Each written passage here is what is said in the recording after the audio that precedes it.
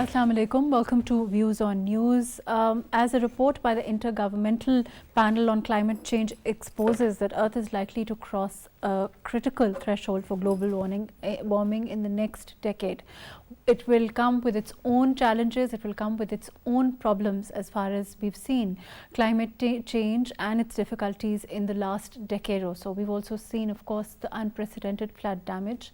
As far as Pakistan is concerned, the suffering of people were not far off, even as far as rehabilitation is concerned. We saw the COP20 conference. We also saw the government take this up on every international forum as far as the effects of global damage and climate change is concerned.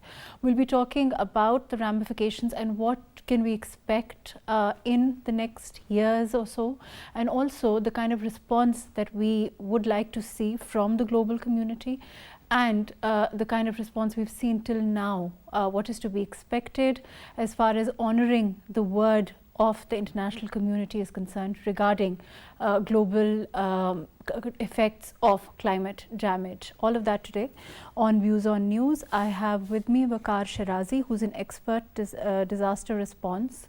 Thank you for joining us. We also have with us Dr. Shahid, who's a water expert. Thank you for being with us.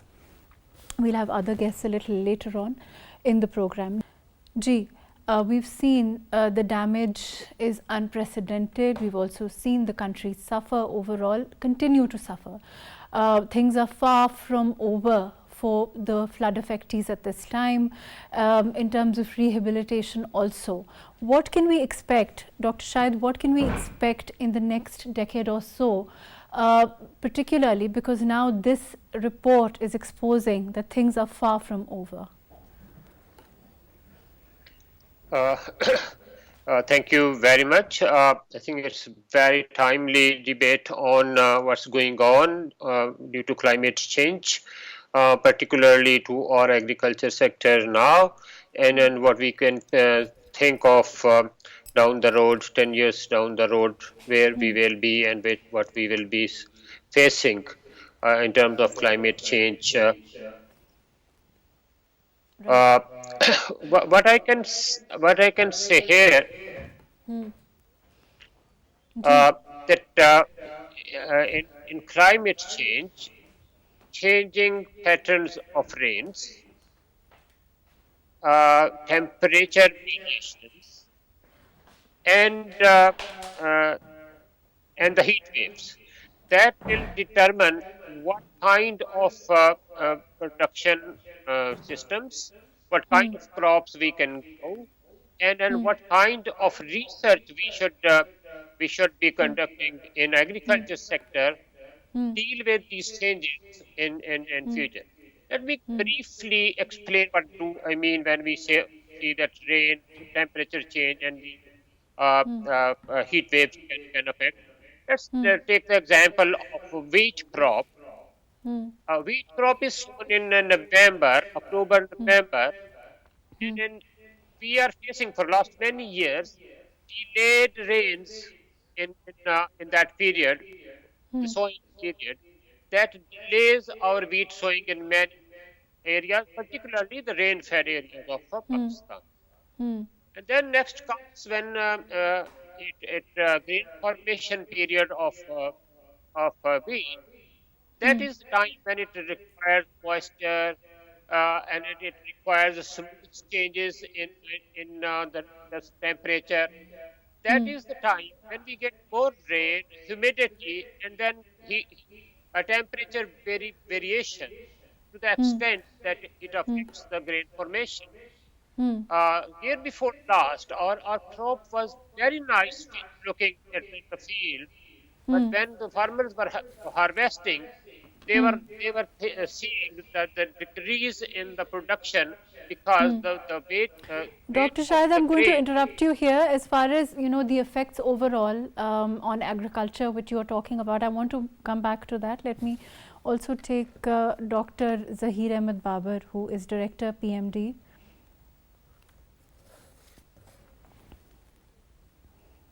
With us, and take his opinion on this.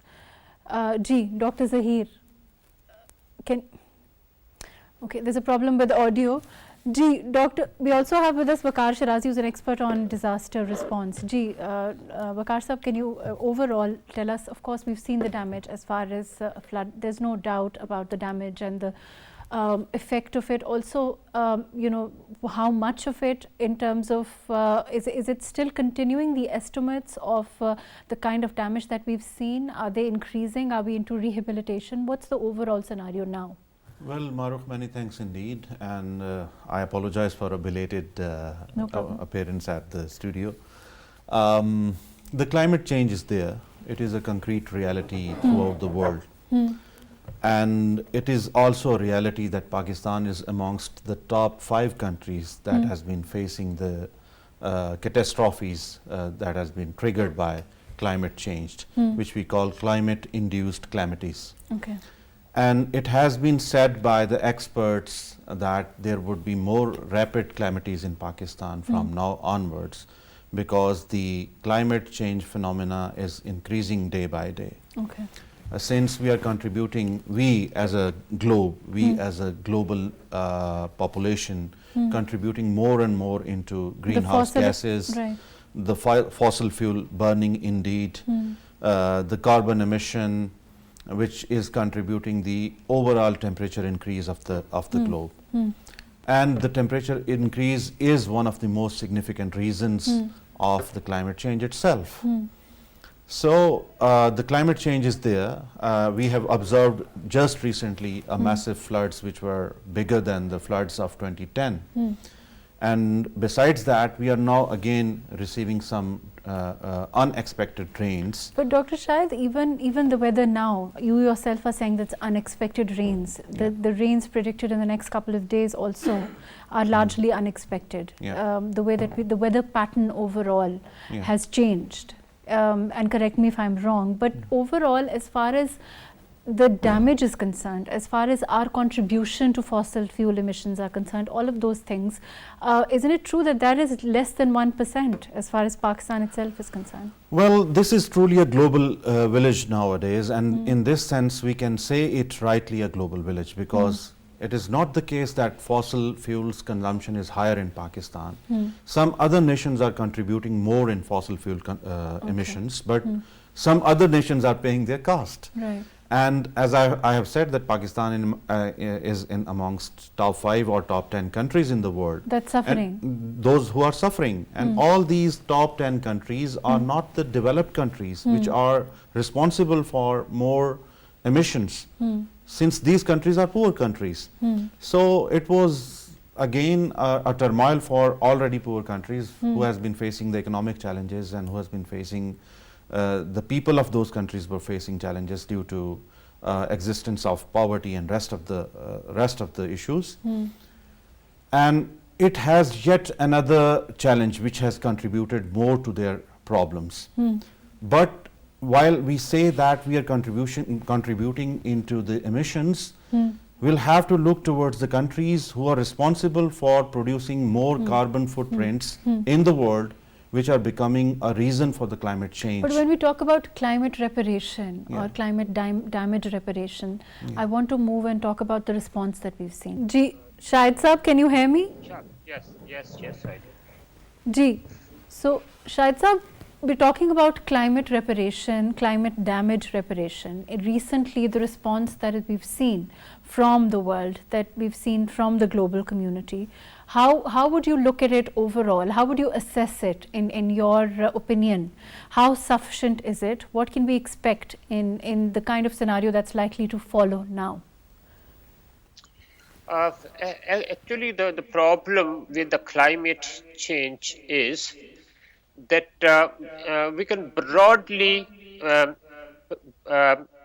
make some assumptions and predictions, but it's very hard to predict what will be going on in the next year or two in what area. As we are talking about the global village, anything that is happening in other parts of the world also affects the weather throughout the world, and in some areas it's creating havocs, and in some areas it might be useful for them. what we need to do is that there are only two aspects that we need to look at, whether we can adapt to these climate changes and how we can do that, and how much we can contribute in the mitigation of climate change impact. We are Pakistan, in the word of the nations, they should appreciate the role that Pakistan is playing, contributing on both mitigation and adaptation. On mitigation, Pakistan initiated the largest in the world, largest plantation program of tree plantation program. That was the major step towards the climate mitigation. That was our contribution, and we are still continuing with that. Okay. And next is the adaptation. As we are one of the top countries who are suffering from the climate change, we are allocating enough resources to do that research, how we can adapt, particularly our food and agriculture sector, how we can adapt to the changing scenarios so that we keep producing our food But and fiber for doesn't the our rapidly food growing industry population. and agriculture also require more innovation if we want to adapt to that kind of climate change that we are looking at not too far distant into the future? That is what when we say adapt, that means we are going to change the way we are doing the things. When we are changing the things, we are adapting, we are innovating, we are bringing in new things.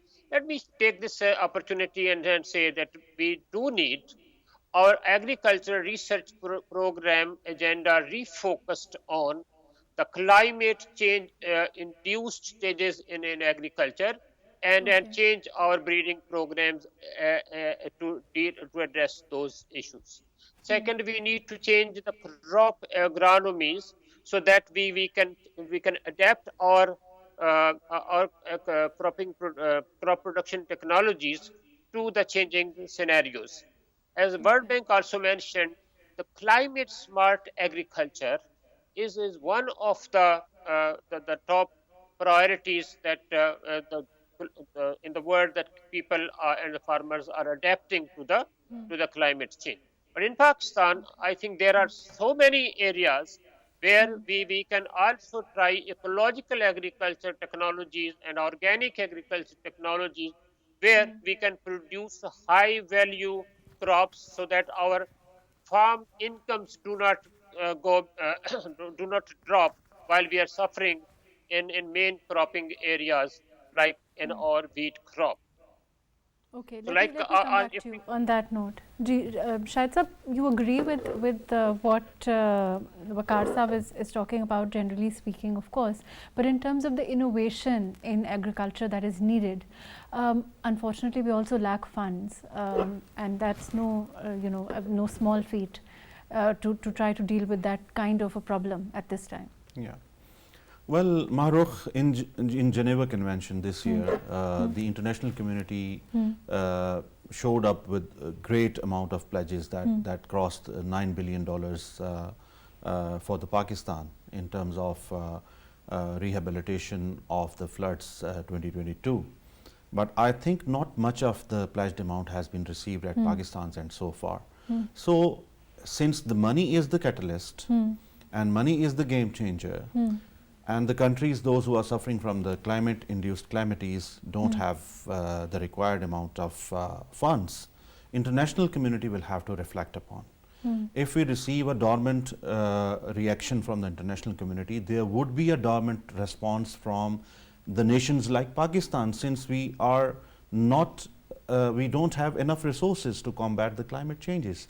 I believe that any country of the world, either it is a developed country or it is a potentially developing country, they cannot independently, isolatedly combat the climate-induced calamities. You're saying everyone has to come together. Everyone has to come together. But because what about things like the Paris Agreement, under which so much amounts were pledged, and unfortunately we didn't see any tangible results of it. Many of the amount is not even an aid. More than half of the amount is a soft loan.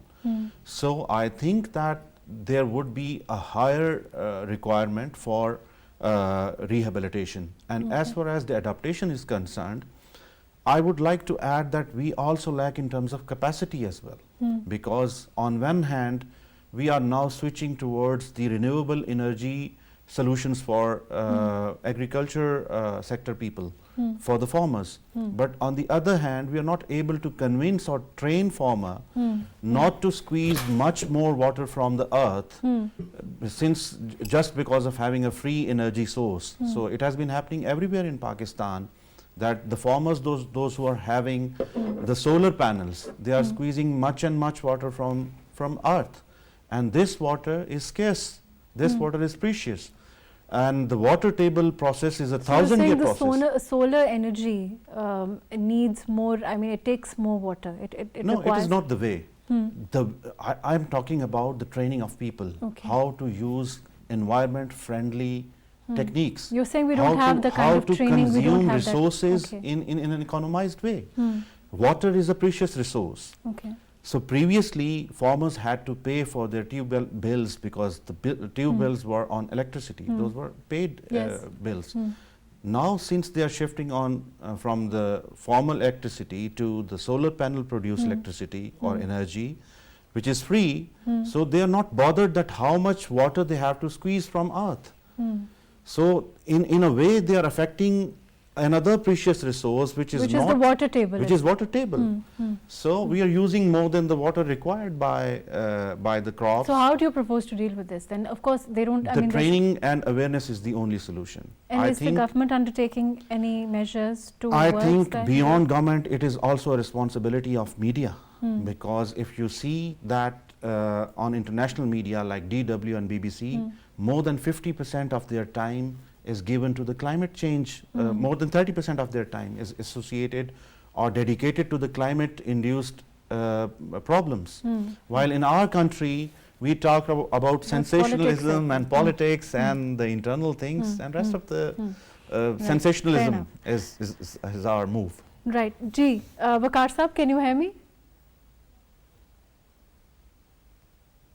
Well, let me correct. I am Waqar Sherazi. If there is some other Waqar. Ji, Shahid Sahab, can you hear me? Yeah, I can hear you. Shahid Sahab, Waqar Sahab has been telling us about the fact that, of course, we need the role media can also play as far as this huge issue is concerned. We've recently seen the kind of importance that this issue warrants. Unfortunately, also we don't pay as much attention to it. It's not, of course, it's an issue, would you agree, of education also, to be able to educate our people on how important it is.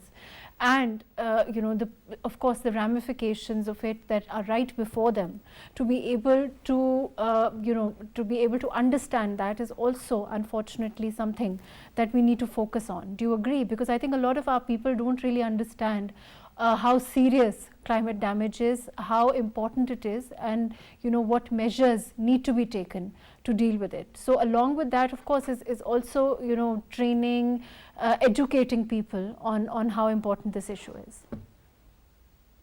I think it's very important. I want to take this opportunity to appreciate PTV World that in the last few years, we are seeing that you are increasingly allocating more time on climate change issues in your programs.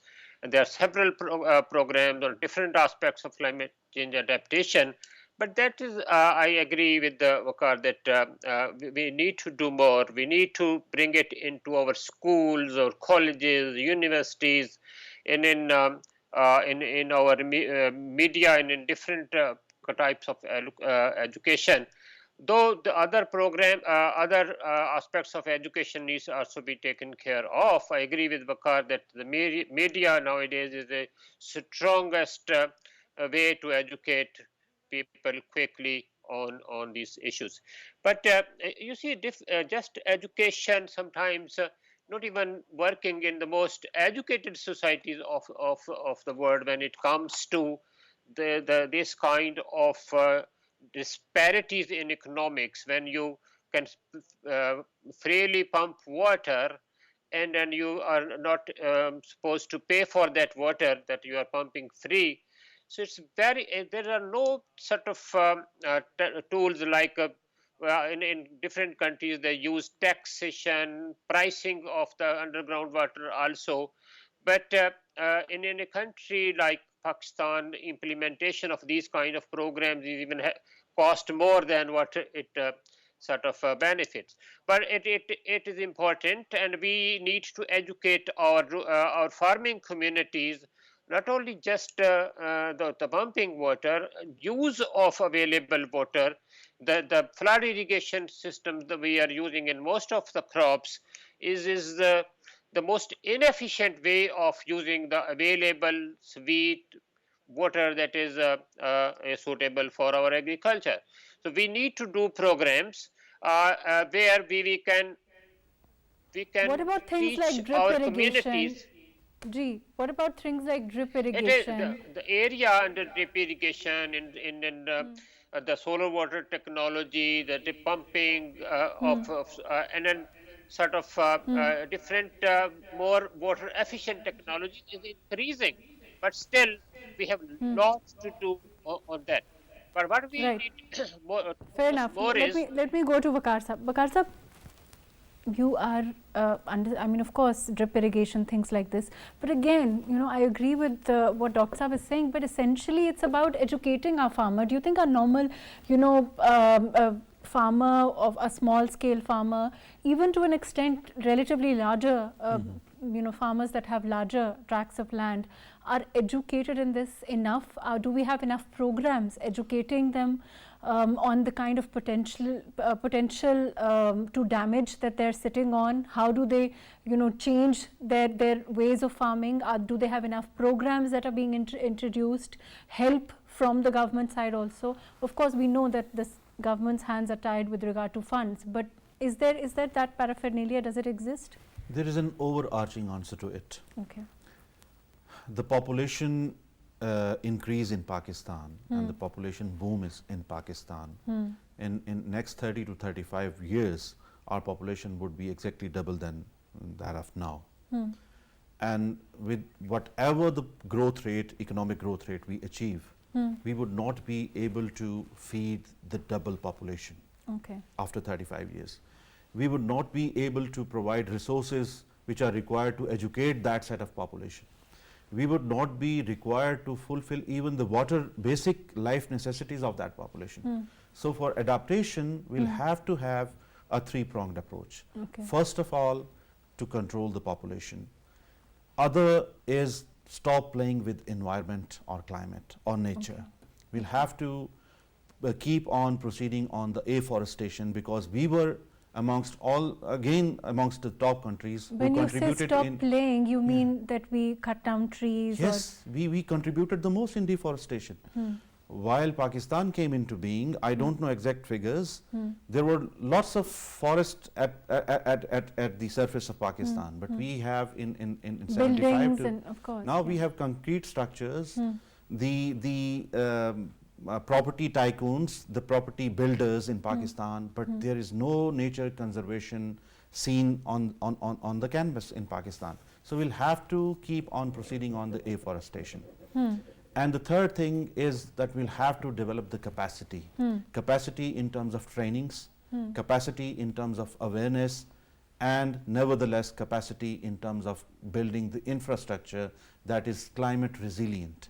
So if we don't adopt the three-pronged approach, I think the climate induced calamities would take us. There is a simple answer. There is no gray area. So it would take us, I think. Right. So and in terms of, you think that there is going to be a change as far as, you know, in terms of our preparedness is concerned? Like you're saying, of course, population boom is a huge factor. And, you know, dealing with that and the fact that we don't have enough food, what to talk of anything else. But in terms of capacity building, are we doing anything? I think the situation is quite not healthy. I think we'll have to do more, but as I have referred previously, that it again needs fund. Okay, and This of is the course. area But where what about nations, again, I want to come to that, what about nations who promise to, help, nations who are largely responsible for the kind of climate damage that we are seeing? Let's come to that and talk more about that. We also have with us Dr. Zaheer Ahmed Babar, who's Director PMD, Pakistan Meteorological Department. Zaheer Sahab, what are the predictions? It seems that, as far as reports are concerned, things are likely we're going to be seeing more, unfortunately, more climate damage as a result of the climate change. Would you agree? How do you look at it the next couple of years, so to speak?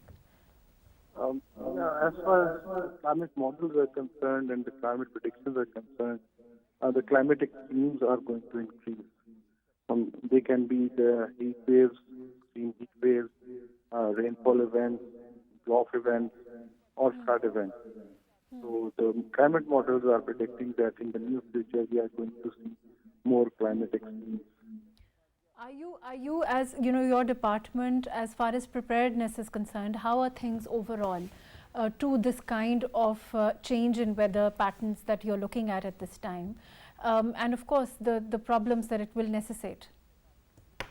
Actually, Pakistan Met Department is more concerned with the prediction and telling about the general public and media and how the things are going to be as far as the climate change is concerned.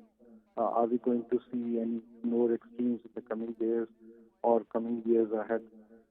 So our more focus is towards the climate and weather outlook. Fair enough. Let me come back to you. I'm going to go to Dr. Shahid. Shahid Saab, can you hear me? Yep, please. Shahid Saab, of course, the prediction is there of change in weather patterns. I'm talking to Waqar Saab here also on the kind of expectation we have with international community. What can we do, in your opinion, to engage the international community more? Because of course, overall, as Waqar Saab is saying, you also have agreed that essentially it's an issue of funds for us. It's an issue of not having enough to dedicate to this cause, which we know is going to probably bring more challenges. Yes, availability of resources is always a challenge, and about 45% of the committed, I have heard that are in the pipeline or have delivered, but more is expected down the road, and it is going to be delivered over time with the development and an implementation of our programs. My say on this is that it's not just the dependency or what we expect from the other nations to invest in the future of climate change in the world community. It's not just Pakistan.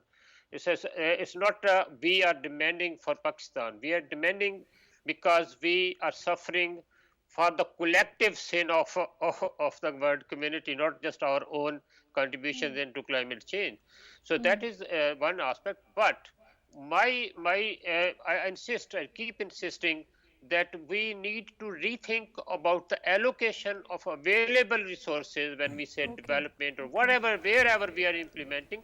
We need to keep in mind the climate change and its impact and how that investment will reduce the vulnerability of our people.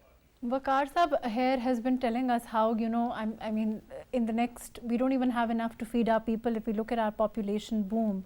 Whether we can allocate funds to, available funds is another issue. I want to come and talk more about that. Let me first go to Dr. Zaheer Saab. Dr. Zaheer, in terms of course, your prediction as far as your prediction in the next couple of years, is it going to become, as far as the weather patterns are concerned, are they going to be more extreme in nature? Is that what's expected in the next couple of years? Yeah, as I said before, that the climate models are saying that we are going to experience more extreme weather events in the years to come.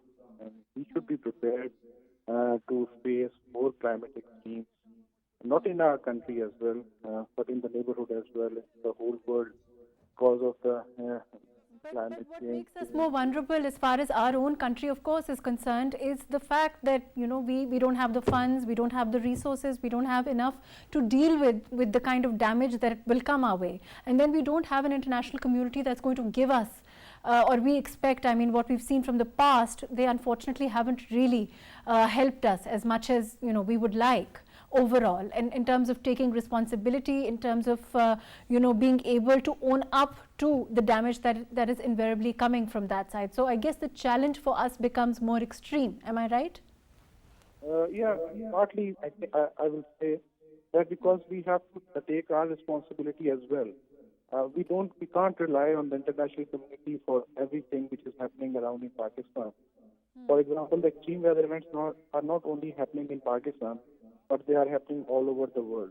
And unfortunately, extreme weather events and the disasters which are related to extreme weather events, they have very short shelf life, because once they are concentrated towards Pakistan and another extreme weather event happens, then all the focus will shift towards that event.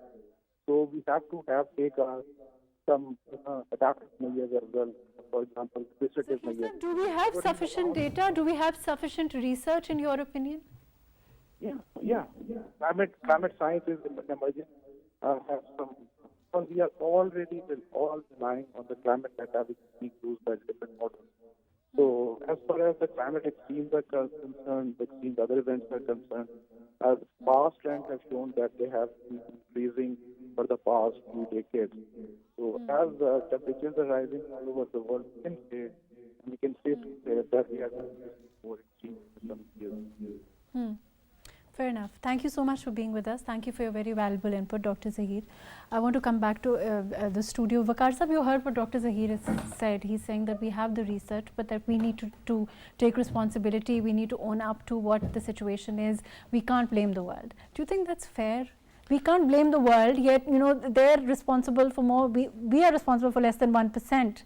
And, you know, of course, we have to deal with the effects of it. But how does a country like Pakistan do it then? I believe in a shared responsibility. Okay. Since you have already quoted that we are contributing less than 1% of the total carbon emission in the world, but we are facing, logically we are the topmost country, because the rest of the countries amongst those 10 countries hit by the climate change are very small countries. So we can rightly say that the topmost country that has been facing the worst effects of climate change is Pakistan at the globe. Okay. Since we are not contributor of the carbon emissions, we are not responsible for this climate change. And since we are not an industrial country, since we are not a war country, we are not producing war weapons for the world, we are not exporting those weapons to the world. So we are not responsible for the climate change itself, but partly we are responsible. We are lacking in terms of the infrastructure. In last 50 years, we have not given any attention to the infrastructure, the water courses, the water diversion plan, the earthquake resilient infrastructure, and rest of the things. These are all neglected areas for us. But again, there is a shared responsibility, because for a country like Pakistan, it is not possible without the international support. And I partly agree with the opinion of Dr. Saab, that who has said that we'll have to look upon the allocation of funds, and we'll have to ensure that the funds are allocated purposefully on priority basis to the rightful things, and those are also transparently utilized. So this is the area where we lack. We lack in terms of planning, not only in terms of planning, but in terms of implementation as well. As far as the research is concerned, it is there. The primary data is there. The international secondary data for consumption of Pakistani researchers is also there. But the question is, are we utilizing that information for adequate planning? The answer is no. Are we utilizing, are we observing that planning which we are doing, the mere planning which we are doing, we are not following it by the implementation. So there are many of the ideas, there are many of the programs which are in files only, which have never been implemented on field. So we'll have to reflect, and we'll have to adopt the implementation mode. We'll have to prioritize this area, but we've also, what about the COP 27 meeting that was held. Overall, the recent, of course, we saw the Prime Minister take it up on a global level. He spoke in the UNG also, and of course, we have seen the Council General also speak about it in an unprecedented way. Do you think it's going to have its effects? On a diplomatic juncture, it was a great success by Pakistan. Pakistan was able to successfully convince the international community that the climate-induced calamities compensation must be on the agenda of the COP27 conference. Previously, it was not on the agenda table. So it was on the lobbying of Pakistan that this agenda item was included in the conference. And consequently, in the Geneva conference, there were pledges for Pakistan on the request of United Nations and Pakistan herself. So we believe that Pakistan on the diplomatic juncture is successfully moving. There is still need to do more to convince the international community that Pakistan needs more. But you're saying in terms of the home front, like you said, we need to allocate funds in the right direction, and we need to make sure that they're utilized. And there are no, like you said, programs that are not existent at all, but just on files, things like that. So overall, let me also go to Dr. Shahid. Dr. Shahid, in terms of prioritizing this area, in terms of giving it enough priority, of course, now we are seeing it have, an unprecedented amount of importance. But do you feel that in the past it's been largely ignored? I think in the past, not only Pakistan, many developed countries also are blamed that they were ignoring it. They were not taking it seriously. Now everyone has realized that it is important. It is there. We'll have to face it. We'll have to plan and need to do something with it. But Pakistan, as Waqar also mentioned, the food security issue. You raised it that whether we are doing enough research and thinking right on the right angle and right directions. Are we going in the right direction? No, big no, because we are, as Bakar also mentioned, large prime lands are going under housing in many areas. But I was really sad to hear that a new housing is going on the basmati growing area of Pakistan. That is only 100 kilometers square area, and the only area on the earth where we can produce the rice like basmati. And the whole world knows that is the area where Pakistan produces basmati rice, and we are taking that area from under basmati to the housing. We need to keep, and this is not the only area. We are in every city, the cities are growing on the prime agricultural lands. We need to go for a different kind of city planning. There are many areas where they're not suitable for agriculture. We need to put our growing population in the new cities, plan around that. Second, there's a big question being asked whether world will be able to feed the 9 billion people in 2050. The same question we need to ask: we feed double the population in 2050? And with the resources that we have and the knowledge and technologies that our scientists can produce, I can say yes, we can. But if we will be messing up our resources the way we are doing now, putting the resources or water, messing with water and land, these two resources we need to produce our food for the growing population. And we are ruining our prime lands with overuse of chemicals and pesticides, and we are not focusing on the focused planning for the different areas. I will suggest Pakistan need to go for mapping of its all agricultural resources, plan for what crops we can grow where, and then put agriculture research and extension resources and the bring in industry and private sector to develop the processing facilities and create more jobs. That will not only induce new growth to the economy, that will also make us confident that we will be food secure even 30 years down the road. Fair enough. I think So that we you've need put to it very well. You've put it very adapt and plan accordingly.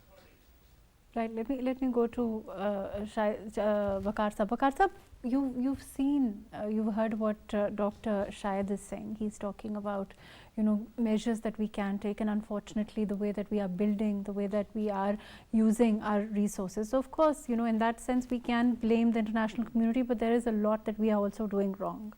What can we do? Again, media is a way to educate the masses, but what is the right direction in your opinion? The direct action required at the moment is a legislation process. If the parliament goes for a legislation To that prevent- no arable land would be given to the housing society for creating concrete jungle, that would be protecting Pakistan's agriculture land.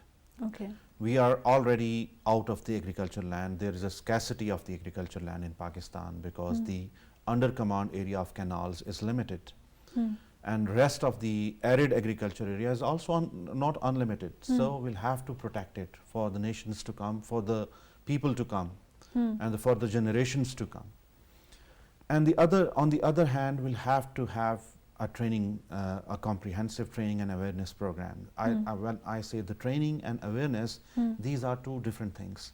The awareness is generalized for all of the people inside Pakistan. These awareness can be raised through the formal media and through the social media as well. So we'll have to have a comprehensive campaign of awareness, but on the other hand, we'll have to provide the technical trainings. The technical trainings to the farmers, the technical training to the technicians, the technical training to the energy producers and energy consumers, the technical trainings to the small, medium enterprise owners, and the technical trainings to the small industry owners to go for the climate-friendly solutions for their energy requirement. This will help us in putting a stop to the play which we are keeping on with the climate so far inside Pakistan. So I think there is a multi-pronged approach which is significantly dependent on the legislation, the awareness, the trainings, building the infrastructure, and allocation of resources, and allocation of appropriate Unfortunately, resources. that's all the time that we have. Thank you so much for your valuable input. Waqar Sahab, thank you for joining us today. Dr. Shahid, thank you for joining us today. Thank you for your very valuable input. Dr. Zaheer Ahmad Babar, thank you for being with us. Overall, of course, at this time, one thing is quite clear, that of course international community does need to play its role. We would like them to play its role, but along with that is measures that we as a nation must take. We must educate ourselves. We must realize how important making the requisite changes are that will prevent the kind of unprecedented damage in the next couple of years.